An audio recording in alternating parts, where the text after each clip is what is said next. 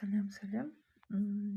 Почему лучше учиться в казахских школах? Почему лучше быть казахом? Почему все русские или все там выходят замуж за казахов? Потому что это стабильность, это воспитание, это уважение к старшим, это настолько чистая жизнь, это настолько все своевременно, чистая кровь.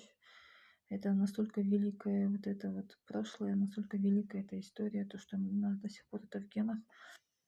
Мы можем прям гордостью говорить, мы и давайте своих детей в казахские школы, учите казахский язык, потому что это вы сделаете большой подарок своим детям, потому что они будут знать человечность и